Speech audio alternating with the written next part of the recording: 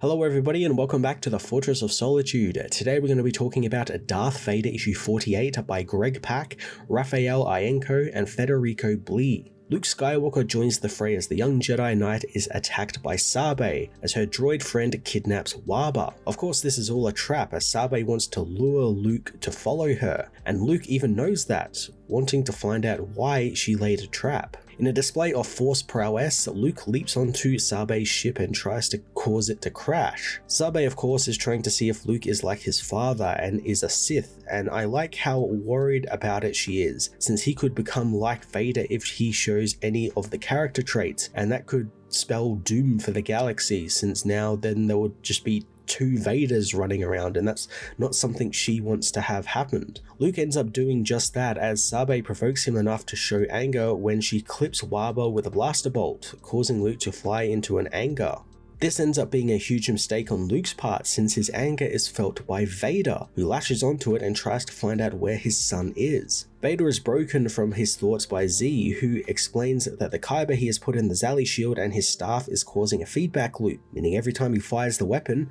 it will blow up. In classic Vader fashion though, he just doesn't give a shit because Markor have arrived and want revenge against Vader for leaving them on Exegol. I am really happy that Markor have returned. They were really interesting characters when they were introduced a few issues ago. I liked the idea of cyborg rebellion spec ops soldiers who have been turned to serve Vader unwillingly, being controlled by droid brains and then breaking free and kind of going out on their own. There's a story there. That's like a little mini series you could tell with these characters, and I like that they finally come back to get revenge on Darth Vader, and of course we'll probably know where exactly it's going to go, but I'm really intrigued to see what Pak does with these characters. Vader uses the kyber in his shield and staff and it disrupts his suit's systems, effectively bricking his suit and shutting it down. Pak's Vader is very headstrong. It fits with the character, but his more so than Agnella iteration is very headstrong. He just doesn't listen to Z or anyone else around him, and this isn't the first time the droid has tried to explain something to Vader, only to just toss the droid away with the Force, cut him up with a lightsaber, have him shot at, just doesn't really care about it. It's that Anakin and Vader shining through here. It's that impulsiveness and impatience that he had, and it's throwing Vader off of balance. Add on the fact that Luke is now tapping into the dark side very briefly, it kind of like shocks Vader, like, oh,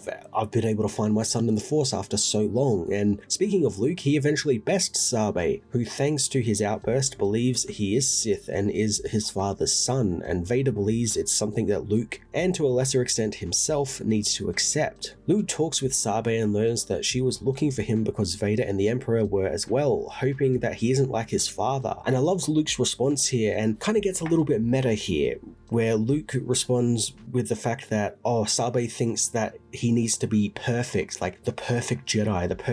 I'll just call him a Gary Stu for a better lack of the word, otherwise they're all doomed, and if he's evil, well, that's the end of everything and everything's ruined. And that's exactly how some fans see Luke Skywalker, that he can't make a mistake. It's why so many people dislike The Last Jedi, for when Luke made a simple mistake, a human mistake that anyone could make, they refuse to see him like that because they see him as some sort of god Jedi who can do no wrong. So I quite like that Pak kind of got a little bit meta here with that line, and it was definitely intentional. That's exactly how I read it, where Luke thinks that he has to be perfect, otherwise they're all doomed, and Sabe sort of believes that, but Luke starts bringing her around on the fact that that's not how things usually go. Sabe also briefly mentions Luke's mother Padme, being that Sabe was her handmaiden and protector, starting that maybe instead of being like his father, Luke is more like Padme and has hope, not anger. Unfortunately, their talk is interrupted by Waba, who reveals that Sabe attacking her was all part of the plan, something Luke already knew, but what she didn't reveal was that Waba had planned on betraying Sabe, as Darth Vader had tasked her to find Luke for him and the Emperor, and she did just that. However, she hasn't contacted Vader yet, and is actually hesitating, being that she has seen the good in Luke and seen what he can be, and he can defeat the Emperor and Vader, and she wants to give him that chance. Luke, the ever-gallant Jedi, takes Waba's beacon and calls Vader anyway, wanting to finally confront his father. However, Vader, once finding out from Z that they have his location, refuses to actually go after him. So this is really set up as a kind of interesting moment, as that Vader makes it seem like to everyone else that, oh, Luke isn't ready to be confronted, he's not ready to face me, but really you can tell, thanks to everything that Pack has been building up with Vader sort of starting to question,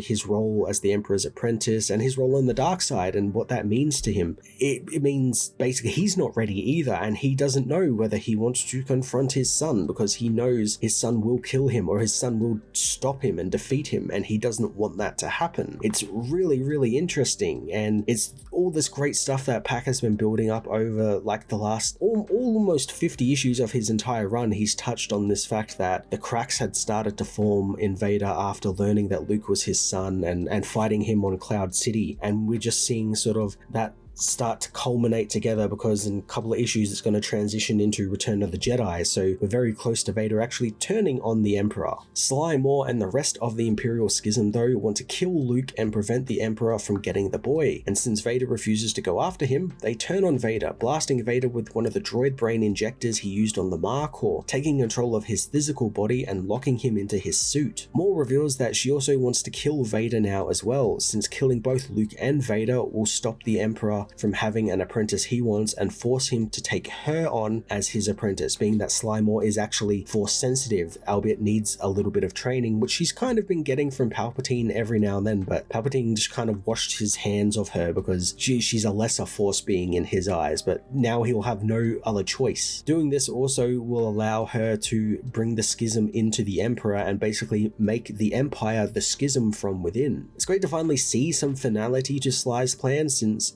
her plan seemed to be kind of flying on by the seat of its pants, in that she wasn't really too sure of where this was all going to end, and it kind of predicated on the fact that they had to defeat the Emperor, get strong enough to defeat the Emperor, and I like that this is a very Sith thing to do. She's seen an opportunity and she's trying to seize it and take it for herself, which is really funny because that's what she and the others have been trying to build the schism as, something that's the antithesis of. They don't want to be like the Sith, they don't think the Sith should be in control and two people should be in control of everything, but that's what it would end up being if she ended up getting her way here and becoming the apprentice of Palpatine. It's like what I said in my review for a couple of issues ago, it would just be replacing one evil with another, and that's exactly what Sly wants to do. Vader doesn't let the fact that his suit is locked up stop him from literally willing himself with the Force to move, but he's blasted from the tower by Tontaza's overpowered Kyber staff. Moore, Faberian, and Tontaza end up escaping in their ship as Vader, Pride, and Z are left to deal with the Markor, who weren't actually on the ship that Vader blew up earlier on in the issue, but used it as a decoy to get in nice and close to Vader. I also like that Pride is still here, just ever the Vader fanboy, just hanging on his every word and